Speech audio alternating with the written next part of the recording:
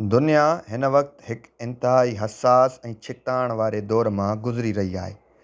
अमरीका ऐं ईरान विच में तकरार सिर्फ़ जंग ताईं महदूद नाहे रहियो, हाणे इहो सिफ़ारतकारी, मईशत, तेल ऐं आलमी सियासत ताईं पखेड़िजी चुको आहे।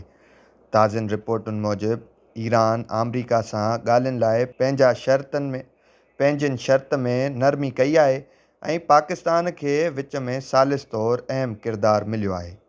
ईरान अमरीका खे नई तजवीज़ ॾिनी आहे जंहिं में आबनाए हुर्मज़, नाकाबंदी ऐं एटमी प्रोग्राम बाबति ॻाल्हियुनि में लचक ॾेखारी वई आहे।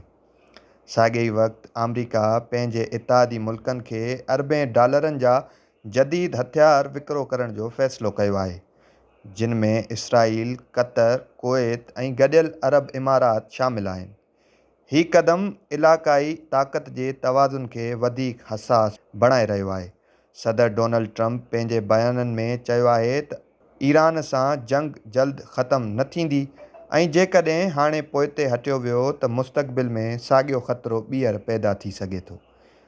उन जो चवणु आहे त अमरीका वटि सख़्तु फ़ैसिला करण खां सवाइ को ॿियो रस्तो नाहे।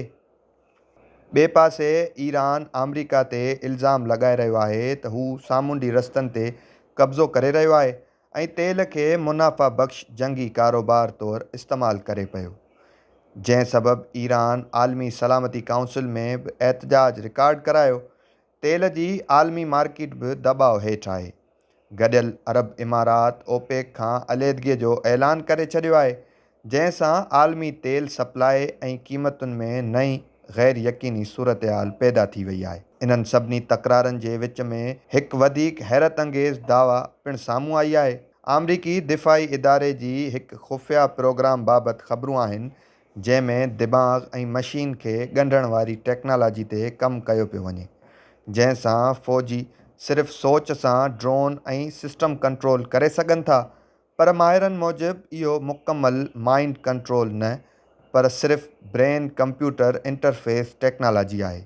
हाणे सुवालु इहो आहे, छा ही सभु वाक़ई हिकु नए आलमी निज़ाम जी शुरूआति आहे, या दुनिया हिकु अहिड़े दौर में दाख़िल थी रही आहे जिते ताक़त, तेल ऐं टेक्नोलॉजी नवां जंगी हथियार बणिजी चुका आहिनि।